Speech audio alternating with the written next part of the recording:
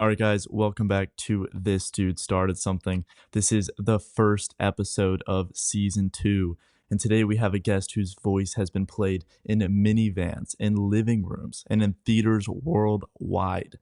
He survived the deep blue sea, dodged sharks, escaped a dentist office, and still had time to be Bambi. He's been in Hollywood since before he could spell it, and he's been the theme of thousands of childhood birthday parties. Give it up for the legend, the childhood icon, the man himself, Alexander Gould.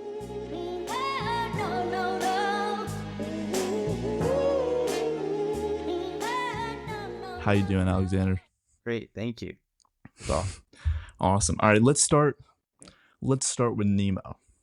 You were like 6 years old when you auditioned, right? Up against 2,000 other kids. Tell us a little bit about that, for what you can still remember. Yeah, it was a while ago now. Yeah, I was up against I had probably 2,000 or more other kids. And at the time I was kind of auditioning. I had been in a few other small roles. And it was just kind of another audition. I actually think I auditioned for the role when I was like 5. Went into a recording studio. I lived in LA, so it's at Disney Studios in Burbank, and went in and I auditioned for it, and nothing came of it. It was another audition that I did. I had auditioned for voiceover roles before and didn't hear anything. And then I think like a year later, I from what I kind of remember, what I've been told, that I got a call back. And it's crazy. You think usually you get a call back within a month, 2 months maximum. Oh, yeah, a year. Like, what happened? Did they delay it or something? Exactly. So I guess the process for animated films just takes so long that they had Wow. extra time. That is crazy. So yeah, like a year later I got a call back, and then again didn't hear anything for like 2 or 3 months, and then they kind of called me in and were like, "Oh, you got a part, like come in." And when I went in, there was a bunch of other kids there. It was like me and 4 other kids, because they were filming that initial like school scene. They Oh, were yeah. scene with all the other kids, and they I remember them kind of talking to everyone, and we were like, "Oh, what character am I playing?" And they were like, "Oh, it's Nemo, like the voice of Nemo, like the main character, the title character of the film." And it was like, wow, that's huge. And yeah, I was probably about 6 at this point. And then the film took about 3 years to complete, so it didn't we didn't finish recording it. Oh my gosh. And I don't think it came out until a year later when I was like 10. Jeez. Yeah. So are they animating it like as you're like voice acting it? Yeah, so they animate the film as I'm acting, as I'm in it. Dang. Yes, they record me and then animate to my voice a bit. And I remember several times where they had me record the same thing multiple times because they want it said in a slightly different way and for how the animation works and stuff. So yeah, they're definitely like animating that whole time, and it was cool because when I was doing the role, I'm a kid, and I kept flying up to Pixar Studios, which is in San Francisco, in the Bay Area, and they would constantly be showing me like drawings and renderings and take me to their, at the time it was the state of the art like computer systems that they had up there, all built by Apple, and they would show me everything and how they were animating it and all the technology and stuff, and that was a pretty cool thing to see. Oh, for sure. Dude. So, okay, when you're voice acting, what is it? Is it just like a piece of paper, and like you're not looking at anything, so you're just kind of acting the script out, right, with whoever is in the scene, so you're not like watching anything like animation, right?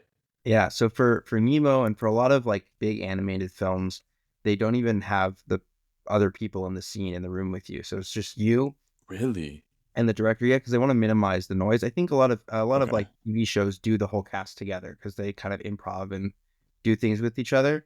But for this, they want to stick to the script, perfectly. So it would just be me and the director in a small little recording booth, and usually there were directors on the other side of like a soundproof glass and like intercoms into the booth, and kind of gives me direction, tells me what to do. Because I was so little, they kind of sometimes had the director in there to like interact with me more, to get more emotion out of me, which, if you're older, you can get that going yourself a bit more.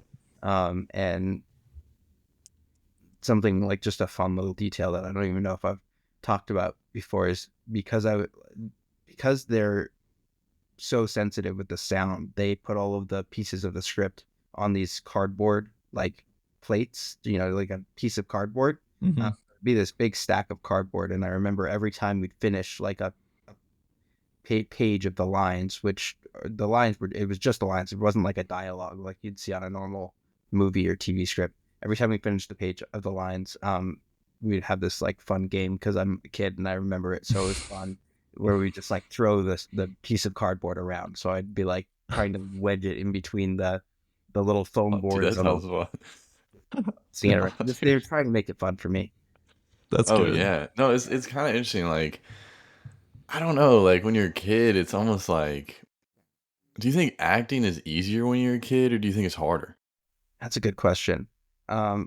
In some ways it's easier. You get a lot more of like say it like this, like a line read, which is a little bit I think taboo among actors as adults, because an actor wants to like make their own decisions and you can like give them direction, like say it more in this way or more in that way. But like to actually say where's the ball in like and say how they should say it, like you wouldn't do that, but you do that a lot for kids. I think as a Right. kid, like acting comes from a very natural place. It's just like play. Like acting is Yeah. just when you're acting, you're in your imagination. So it helps if you're a kid who's like really vivid imagination, which I did. Um, and as an adult, it can be a little more difficult to like access that place. And that's why you hear people going into like method acting and doing really crazy things where where they're getting themselves all emotionally worked up. Yeah. Thankfully, I never trained in like method acting. I was more of I, the imaginative actor as I grew up, just kind of thinking about what those emotions would feel like and expressing them in the moment, with the lines, which is I think a much healthier way than method acting. Oh, But probably. Method acting comes with some side effects, probably. yeah, You yeah, know, there's drug people. addiction or something. Yeah, But you get caught up in a character. oh yeah. I mean, yeah, and I feel like people sometimes adults, I feel like just I don't know if you're thinking about what other people think more. I don't know. When you're a kid, it's like nobody's gonna that you can't really do anything like wrong. Like when you're a kid, you can't really do it wrong. Nobody's gonna, make fun of you or whatever. Like I don't know. Yeah, I feel like it's almost easier to do it when you're a kid, but obviously still very impressive. Oh Yeah. yeah. Wait. So when you're in the booth, you're saying like, okay, Ellen as Dory, she's not even recording at the same time as you in a different room. No, nobody's Wow. in it. They all do it at separate times, and then they literally like line by line they go in and cut them together with the animation, which It's is crazy. That sounds so natural still. yeah, Yeah. yeah. That's And that crazy. everyone's, each line that you say, let's say it's anemone, like I'm going to say it 10, 15, 20 different ways. And then they're going to pick the one that they like and that fits in with how the other character said something and stitch it all Oh my together. goodness, dude. Wow. That's so Yeah. That's like impressive. tedious. It's Yeah. crazy. Yeah. It is. It took like 3 years, like 2 or 3 years. Were you doing school? Because you're like, I don't know, like six, seven, eight. Were you in school? Were you like being homeschooled? Like, how was that? Yeah. So growing up my whole life, I was homeschooled and Okay. I so I kind of was educated by onset tutors and my parents and myself a lot. I did in high school some more like online programs where I had, virtual teachers, before Zoom was really a thing. Like it was the very early days of online school. So it was a little bit of an unconventional upbringing because I didn't have like that standard school experience. And it was because I was on set a lot and needing to fly to San Francisco and drive to this set. And even during those 3 years, like I think I was in three or four other things during that time period, or more little guest star roles and stuff. But I was like acting pretty consistently, during that time. And was that because like your parents were big into the acting scene? Like, how did you get that start at such a young age? Because I'm sure you weren't the one that like found the role or something. That's right. Yeah, my mom was in the acting scene and she was in that world kind of, and had a friend who was a manager who kind of brought me in. And then obviously I was very talented because there's a lot of kids who start in the acting scene who never do anything. So that Right. like You're just kind of natural at it. it was lucky that I had the opportunity and the talent, that it lined up. Um, Yeah, are you happy that it went that your mom did that for you? Or do you almost sometimes I mean, but also recording it that young, it's like you still have an opportunity to create your own path. I was gonna say, yeah. are you kind of like, do you wish you could have just done it, on your own, or how do you feel about that? I think I'm definitely grateful for all of the opportunities that I had growing up. It was a Yeah, really cool experience, and yeah, I'm for that I'm very grateful. I think it was a fun way to grow up. It definitely came with its challenges. Like I learned a lot about the world and was in some very intense spaces with a lot of people from a young age. A lot of hmm, adult. I was the only kid in the room pretty often growing up, which was interesting. But yeah, no, it was fun. I'm definitely grateful for it. how do you think you are different compared to like the average kid, or growing up in Hollywood? How do you think your life was different? I mean, definitely being on set, like when I went on to do Weeds, which was, the other big show I was on from 10 to 18. I was on sets. I was going to some like random Hollywood parties, especially when I was a little older. And I had friends. I was through kind of youth group and spaces. I made a bunch of friends, but I would Yeah. bring those friends along to some of these parties or come to my set, and it was very different. Like they were like, "Wow, Oh this yeah. you're living a crazy experience." At one point, I'm walking onto set, and Snoop Dogg was there, and it was another point. No. There's Dang. all these different Hopefully people not you Diddy, grew up, dude. and because I was a kid and because I was homeschooled, it was a little like I was a little like separate from it. Like I didn't always look at it and be like, wow, I'm meeting all these cool people. I didn't know a lot of the time who these people kind of Yeah. were. Yeah. But it was definitely a cool experience. It was, and like I said, like I learned a lot. I think I'm a pretty like introspective person. So like it gave me a lot of food for thought to like digest over the coming years and kind of understand the world as I kind of came into adulthood. Yeah. Like on the other side, is there any like regrets? Like maybe you watch like all these movies about like what the average American high school experience is like, and maybe you're like, dang, I wish I could have had that. Is there any regret that like, man, I shouldn't have got into Hollywood this young? I don't know if there's a regret. I don't think I live with regret, but I definitely at the time looked at it and there were moments throughout it where I wanted just kind of a normal life. Like when I was 15 and other friends were just kind of going on their like high school trips or hanging out with their friends, like, and I'm on set filming. There was times when it was tough, but in retrospect, I don't really regret that I had that different experience because I think in general, like that standard high school experience in the United States is like it's the same for everyone. So at least I had like an exciting thing that I was able to do, and um, like I said, I think it shaped my character a little bit more than some of my friends who just went through that standard experience. But that's just me. Yeah. Well, and so many, I Yeah. mean, a lot of teens wish they were Nemo. Right? Oh, I Like, guess so. you know what I mean? Oh, 100%. I did. I was like, dang. Yeah. Yeah. I tried to get in. Yeah, I mean, I auditioned for I think it was Nickelodeon, hmm and I mean, yeah, it's competitive. So just, I mean, a lot of, and there's a lot of people doing it, wanting to do it. So just, It's super competitive. And yeah, I think if anything, like I look back and think like I could have appreciated it a little more at the time. Because now I appreciate it so much. Like you're saying, like, wow, I would like that was such an amazing experience. But at the time, I was a little caught up in like, being a teenager and wanting to rebel against whatever was in front of me, which is yeah, what that at the time. yeah, for Yeah. sure. Yeah, it's crazy. Like you created. I mean, at what point did you realize that you created one of the best films of all time? That's a good question.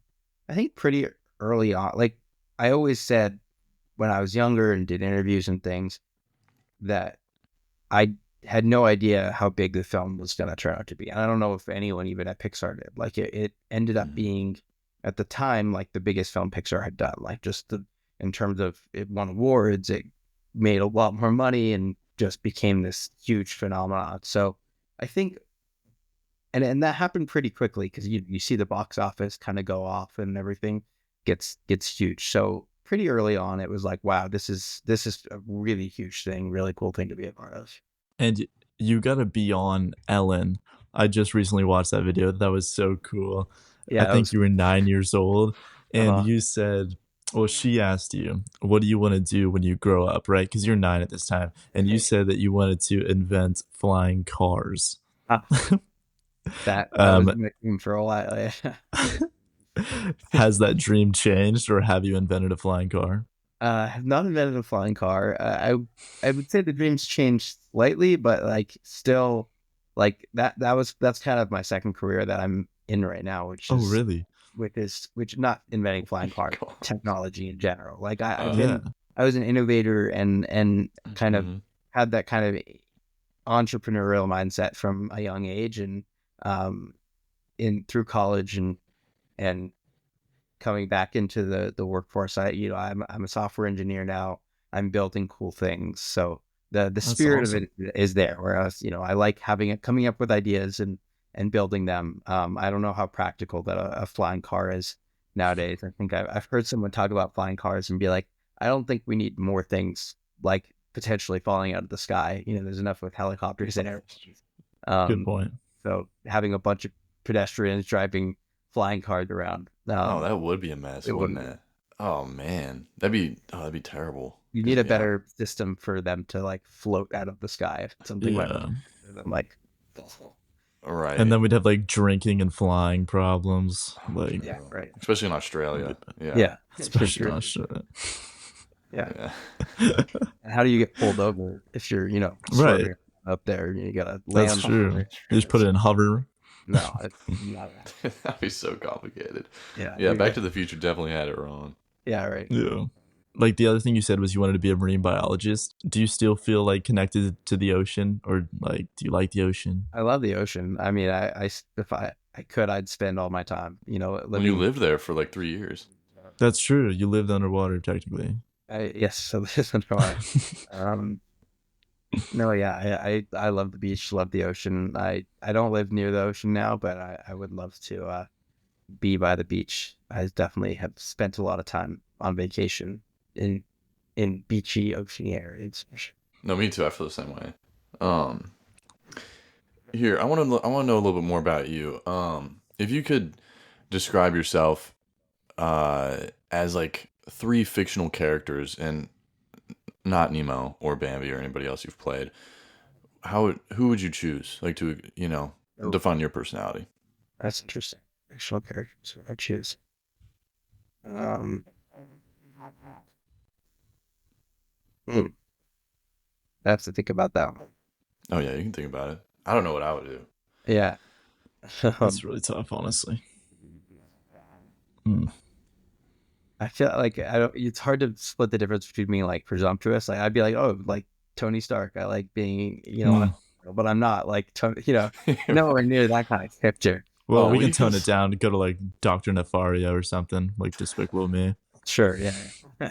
Yeah. I'm gonna definitely have a bunch of little names running around. That's um. No. Yeah, that's a good question. I there's a lot of characters, kind of a mix between like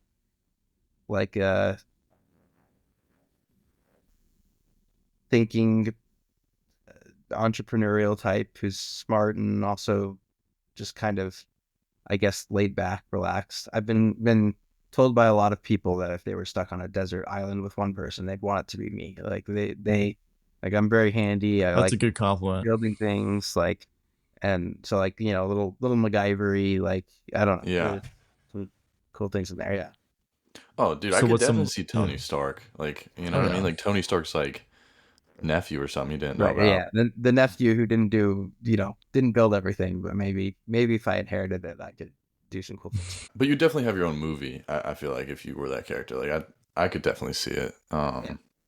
Yeah, Oliver, were you gonna ask a question? Oh, I was gonna say, if you could like share with us what are some of the things that you have built or are currently working on. Yeah. So currently working on a few different things. I'm working on a project. It's my company. It's an app that tracks security guards when they're doing their rounds around various different places. So I'm I acquired the company. I'm rebuilding it and turning it into something uh, better and a new system that's completely rewriting the old system, which is cool. I built an escrow system for people. These are just different like projects. I have a couple ideas for Hmm. like one for a really cool game that's that that's going to be kind of like Minecraft but in space. It's kind of the idea that I'm Oh, Oh, dang, building, dude. and so yeah, mm, That could be um, dude, we're gonna have to huge. play that. yeah, that sounds cool. Oh, Yeah. dang. Did you play Minecraft when you were a kid? I played it like the very, very early days when I was like probably 15, like way before it was popular. You had to like download some weird specific, files that maybe had viruses in them, and it Yeah. was kind of sketchy, and just like boot it up on your computer, and it wasn't like this big phenomenon that it kind of became. Yeah, Wow. yeah, So explain to me what's the benefit of I want to go back to the first invention that you or business that you're doing, tracking security guards. Like what are the benefits of that just so that like business owners and stuff can keep track of them? yeah. I So mean, most, if you live in a building or go to a strip mall or a mall, most places have security guards that do mhm, their rounds. And as the owner of usually they work for like a security company, and the security mhm, companies want to make sure that their guards are consistently moving around the property, that they have a way to report and send in any reports if someone is breaking into something, or a car alarm's going off or whatever. And our app allows them to track themselves, so they scan little RFID tags as they're going around the property, and they can take pictures of things and submit them and create reports. And there's a lot of like compliance reporting issues that they need to keep, so that if someone comes back and says, "Oh, your guards weren't doing something, that's why my store was broken into," they can show a report and say, "No, they were here at this time," and um, mm, keep them consistent. So it's like kind of a niche industry, but it's a good business, and there's a lot of security guard companies around the country, Hmm. world. So, and they all kind Yeah, of uh-huh. need something like this. Yeah. yeah, and like being a niche business is good. Me and Braden were talking about this because it's like you would rather be the big fish in a smaller pond than just a tiny little No fish pun in the intended. Mm. biggest pond. Yeah. Oh, Right. no pun intended, right? We got, Yes. No, but for sure. yeah. Yeah. It's a good business role to stay in a niche, and come up with something that just someone has a very specific use case for. Um, you're not trying to serve everyone. You're trying to serve just the specific people who want to buy your product, and you can build the best Hmm. product for them. Yeah, and I can Yeah. totally see how businesses would want that. It's just like a next step to like having security cameras, you know. And it Yeah. is, yeah, it's kind of like for the security guard's sake as well, Mhm. which is cool. Yeah. And then they have a record of their business, how they do their job, and Yeah. Yeah, so it sounds like you really like the tech industry. Have you ever thought about I know you say you're still kind of floating around in, auditions and or around the industry of films. Have you ever thought about like getting into directing or producing your own films? I'd love to. I have a couple of scripts that I've written that Oh, I've sick, kind of dude. floated around. I'd love to direct. I'd love to create something. I'm just not. That's not where my energies are put at the moment. Mm, I'm, kind of in this tech world, but and like auditioning is very easy to just kind of take an audition, learn it, send off a tape. Everything's virtual now, so it's as long as you have a true, camera yeah. and some lights, it's pretty easy. But I have some good friends who are in the process of getting some films, trying to get some films made, and that's like a whole other, like, you gotta, I'm trying to run a business. That's a whole business in itself, Oh, I bet, that yeah. you gotta kind of run. So maybe I've actually took a break from actually for a couple of years, but now I'm auditioning again. So if I get back in that world, get a role, and maybe eventually I'll end up uh, directing or producing or something. Oh, that'd be Cool. sick, dude. Me and Oliver would be interested in acting on that if you want an audition. Um, Yeah. that'd be awesome. So you know how to code. Did you do that in college? Because I think you said you went to college, right? Yeah. When Did the you do like software engineering or something? Actually didn't. I like took a few classes in it, but learned the bulk of it after college, kind of self-taught. I did studied philosophy in college, Okay. kind of thinking about life, and I think after the experiences I had as an actor, I was looking for some kind of deeper existential kind of understanding of life. So philosophy was a great major for that. Um, and but yeah, and like learned a little bit about coding, and I've always had friends who were into it. And after that, kind of picked it up over the subsequent few years.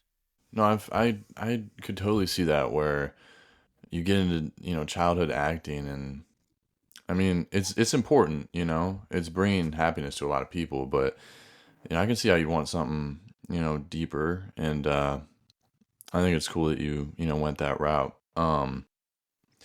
Yeah, so what's like, let's go tech and acting included. Mhm. What's been like your favorite project that you've like ever worked on?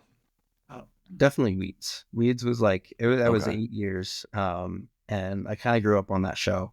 But it was like a really fun show with cool subject matter. The people were great. I know a lot of people, like young actors, have kind of negative experiences with people in the industry. I thank God the show that I was on was just like an amazing group of people.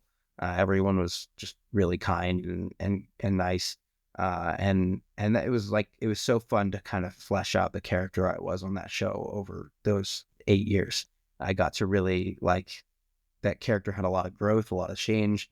And you mentioned you hadn't seen the show, but he was kind of uh like crazy. Like he ended up being like crazy in a really fun way. Like he went from being a little kid in the show to like ending up killing someone like to protect his family, but like Dude, what? then That but sounds there was like crazy. a lot of like depth in the character, which was really fun to portray. So you didn't do method acting for that one either? No, I don't think that would have been super healthy. I mean, the character was so well written because it was very like there was always a reason behind what he did. He wasn't like just went wild and went on a killing spree. He was trying to protect his family. And he had like early the premise of the show is that his mom sells pot and gets wrapped up with the Mm. cartels and gets wrapped up with Oh no. everyone in the drug industry, back in the 2000s before weed was even legal. Um, and it was a funny kind of dark comedy, but it was also an expose on the drug industry and drug trafficking and the cartels and gangs and all sorts of stuff. Before it was one of the first of its kind to kind of do that type of show. Yeah. And so my character, because his mom was the one who started selling pot and gets wrapped up in all of this, ends up like living with gang members and they become his mentors, and like it was a Oh very shit, fun dude. um character arc to kind of be Yeah. and grow with. Yeah, for 8 years. No, yeah, that's crazy. It's like with a series, it's like that's like almost becomes your life. Yeah, so So it's like you kind of grew up with some gangs. right. Yeah, well, not real ones. They were all actors. They were all very kind. The Okay. funniest part was all these people who were playing these like really hard like gang members who are scary. They're like teddy bears in real life. Like they're That's funny. kindest, like sweetest people you've ever met. But then they turn it on. They're actors, which is hilarious. Yeah. So what was your so not you didn't do method acting obviously. So how did you get into character when you filmed Weeds? Yeah, I that's a good question. It's very like intuitive. Like you think you're doing the scene, you're learning the lines, and it's just finding whatever emotion you think the character's feeling. And you do that with the other actors in a scene. You do that with the director. Um, you do that with even some producers will come in or writers and kind of talk to you about the character, and it's really like, here's the scene, these are the lines, like while you're acting out the scene with the other actors, like feel XYZ emotions while you like in the right way. And yeah, the whole process of acting is very like, I think for some people it's very methodical and thought out.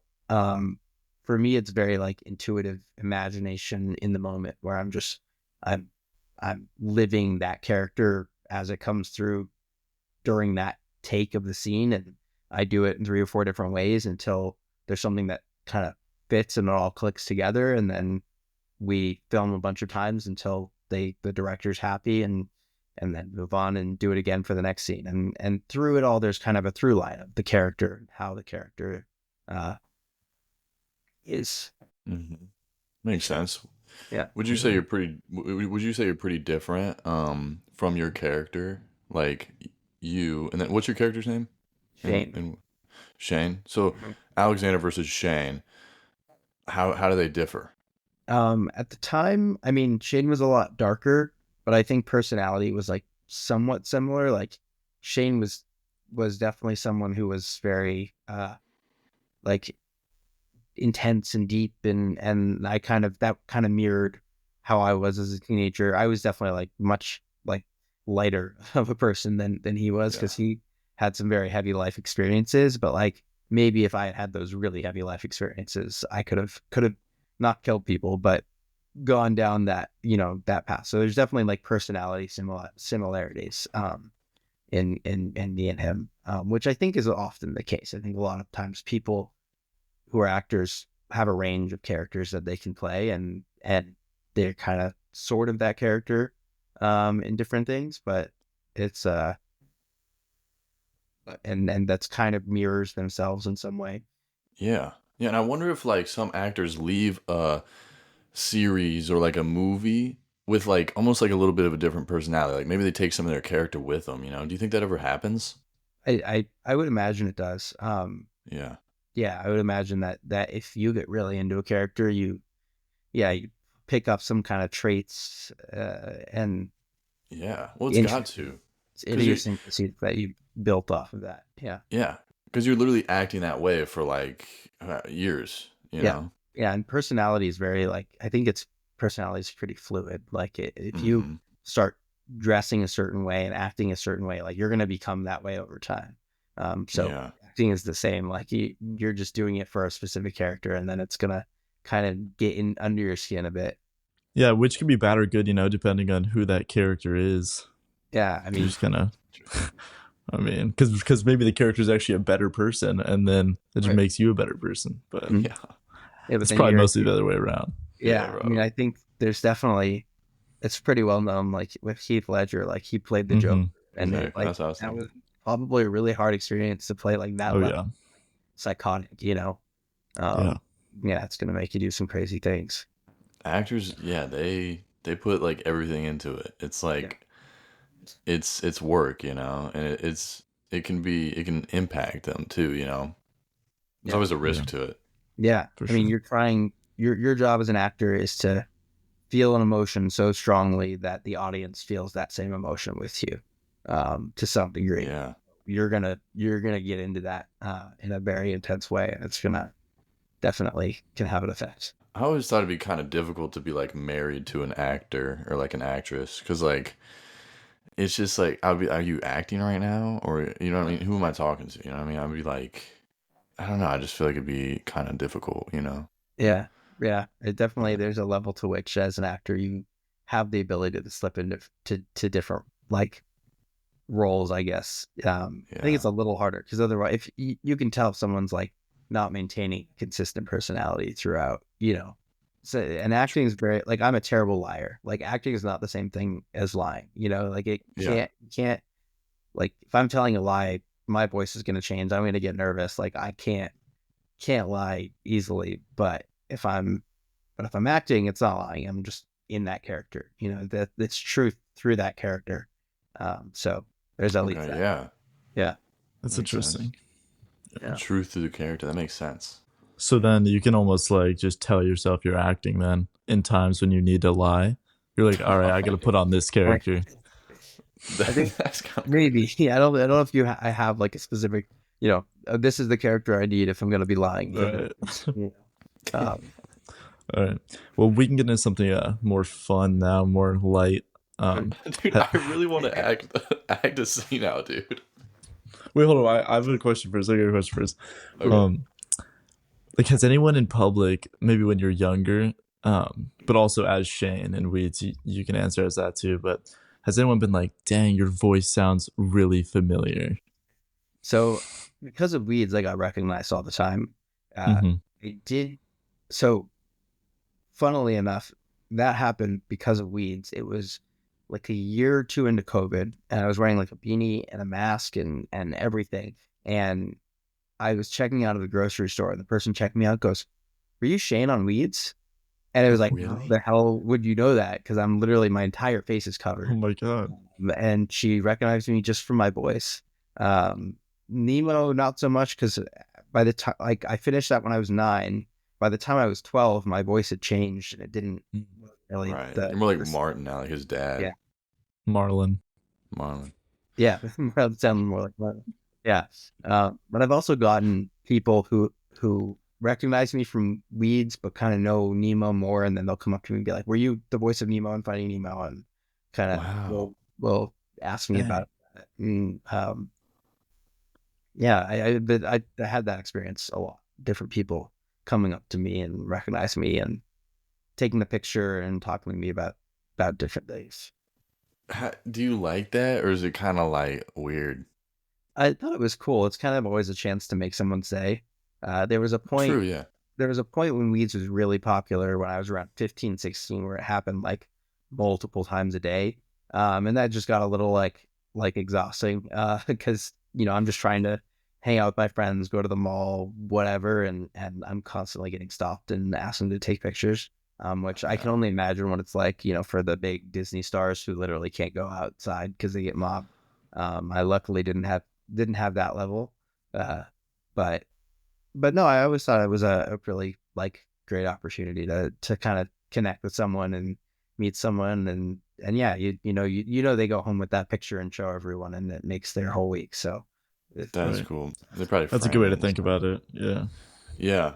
But I do see how it could be hard though, like for celebrities to just keep like a positive attitude about the whole thing. Like if you're constantly getting stopped, it's just hard to keep up the positive vibes, you know. And then it's like you kind of act out on one person, then they get a video of it, and then it's like this guy's like a douchebag, you know. So you definitely can't like act out. You can't have a moment. right, Yeah. Um, yeah, I never did that because I was always definitely aware, like, oh, someone uh, could pull out a video camera. Not that I would. I'm sure Um, we would have heard about it too. Like yeah, Nemo was freaking mean. yeah, Nemo knocks out fan. Yeah. yeah. That would have been intense. It definitely Everyone's favorite childhood character just hit again. just wet Yeah, on someone. Yeah, yeah.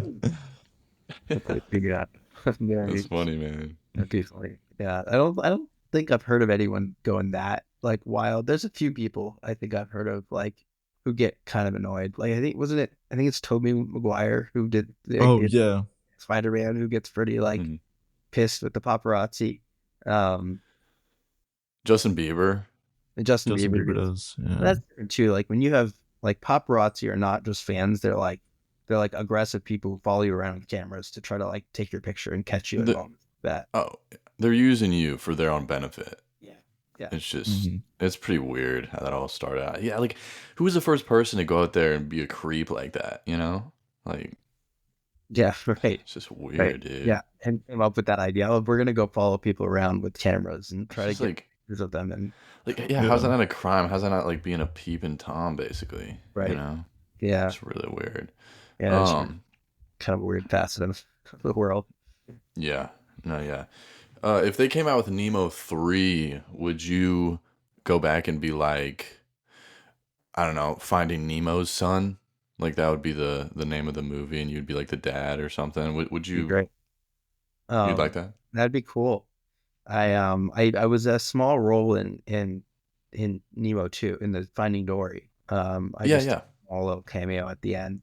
I'd love to do that. Like if there was an opportunity to go back and play Nemo as an adult, like that would be definitely exciting. Cool. Dude, that'd be sick. Yeah. Yeah, you Make it guys heard it happen. here. Disney, reach out to him. Right. Dude, I'm that'd be available. awesome. Yeah. That'd be so cool. Be full circle. Yeah. All right, so we're gonna do create. Um, I thought like this group was ready to go. Here, oh, I I'm already sorry. have Do it. it on the fly. Well, I was gonna say create Nemo 3 script and then us three Oh, do it. You like that? All that's right. good. Create.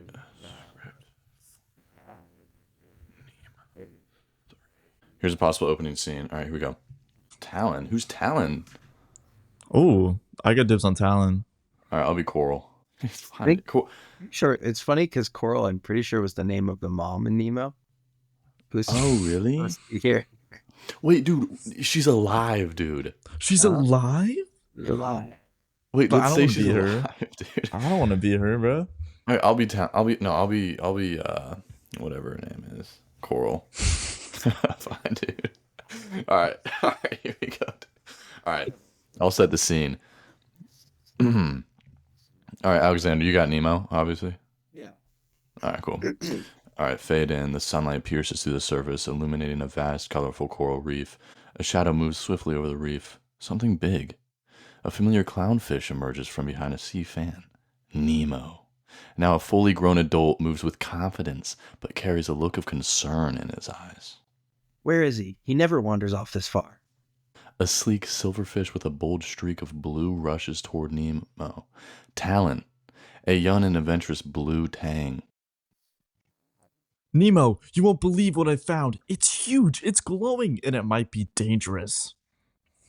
Before Nemo can respond, another figure approaches Coral, a fierce but kind-hearted lionfish, her spiky fins moving like a royal cloak.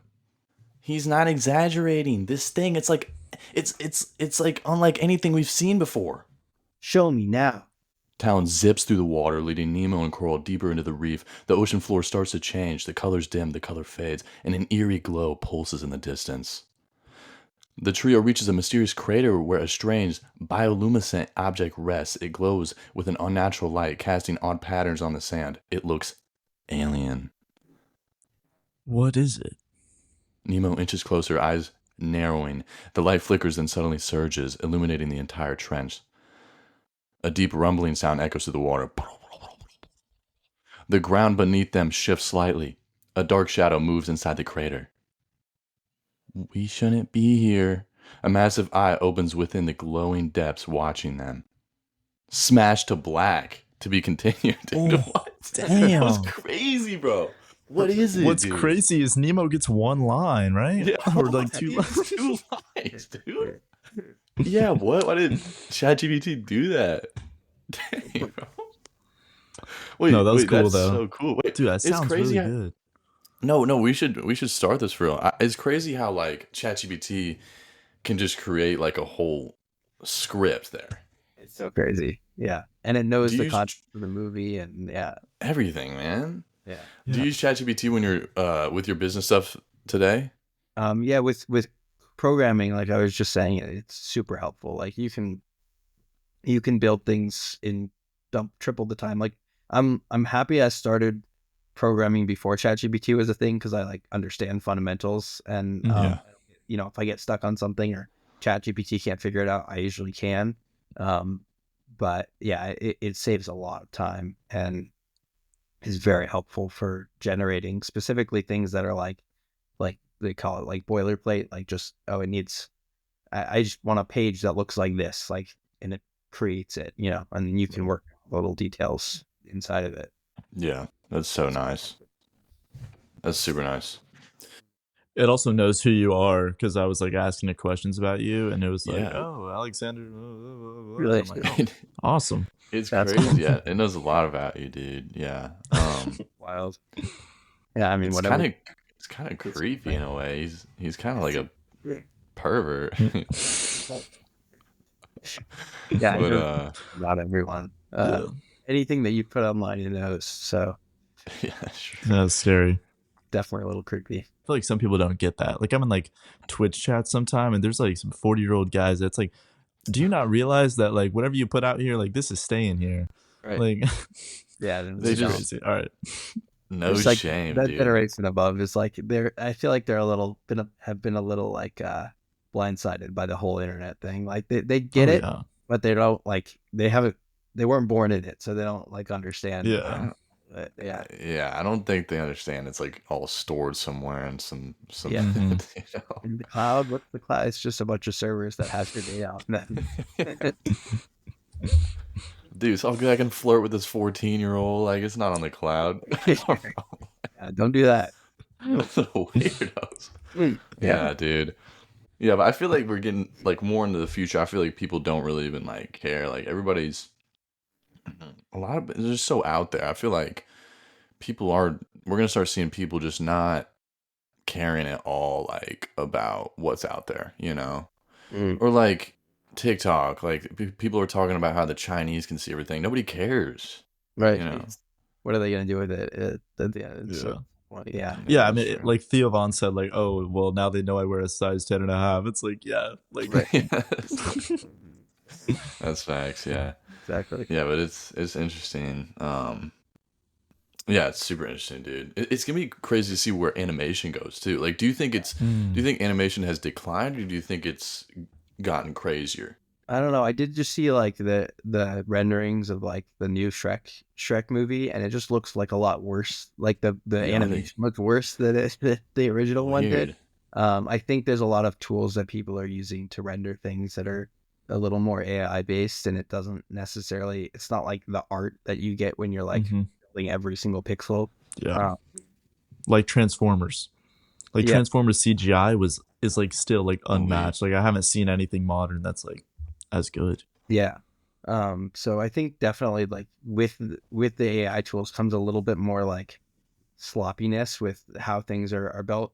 I'm also interested in how it's going to affect like the industry. This is another idea I was kind of thinking about is like AI tools for actors. Like how can I like Mm. integrate AI with actors to kind of you know help them in their process and book new roles and like I don't think we're nearing a place where AI is going to replace actors because how could like even the best models can't do like a full video, and I don't think they'll be able to for a while because like a full film would maintain the Right. same character throughout it.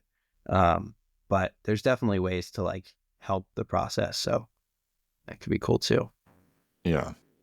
Yeah, I don't think it could ever replace like a full movie just because like you need that human aspect to it. I feel like, Yeah. even in hmm animation, you still need somehow to relate these fictional characters to like the human, Yeah. side of things. Well, Yeah. yeah, and also it's like whenever you put Margot Robbie in a movie, like that's getting guys like to the theater. It's like, oh, Mm. I gotta go see that. But you put an AI generated person that's like doesn't even exist. Now Yeah. it's weird. You Yeah. know? Because yeah, you have a chance with Margot Robbie. You don't have a chance with an Right. AI thing. Right. Exactly. Even if it's like 0.1% It's chance, it's there. still It's there. there. Yeah. Yeah.